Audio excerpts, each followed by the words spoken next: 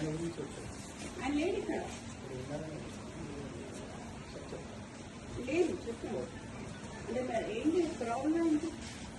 Problem ఏంటి ఆయనకి? ఏంటి అడగండి సార్, ప్రాబ్లం ఏంటి మాట్లాడాలి. ఆయన వస్తే మాట్లాడడం కాదు కదా సార్, ఈజ్ ఆర్ట్ స్టాఫ్, మాకైతే తెలియాలి కదా. మరి ఆయన రమ్మనాల్సిందే కదా, మీరెందుకు వచ్చింది? వాళ్ళు మీకు ఇన్ఫర్మేషన్ ఎవరిచ్చింది? ఎవరిచ్చింది?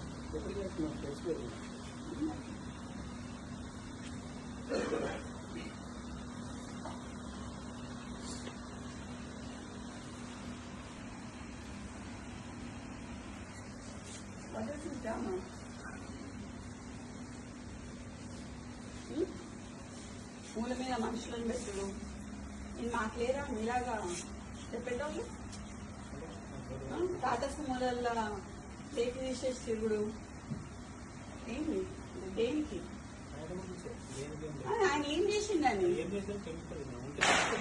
అదే ఏం చేసింది సార్? ఒకటి చూపించినాక పిలుస్తాము, లేకపోతే ఎట్లా పిలుస్తాం? ఒకటి చూపించండి, తర్వాత పిలుస్తాం కదా. చూపించండి, చూపిస్తాం వీడియో షో ఆర్ఎల్స్ నాకు ఆడియో అనిపించండి, ఒక వీడియో చూపించండి. ఏదైనా ఆయన మీద ఇంతమంది పోలీసులు ఉన్నారు కదా సార్, ఇంతమంది అయితే ఉన్నారు కదా, చేయండి. మేమైతే చిన్నప్పటి నుంచి పోలీసు వాళ్ళతో లేకుండా అయితే లేం కదా సార్. వీళ్ళందరూ అయితే పోలీసు వాళ్ళే కదా, మీ వాళ్ళే కదా, మేము మాట్లాడియండి.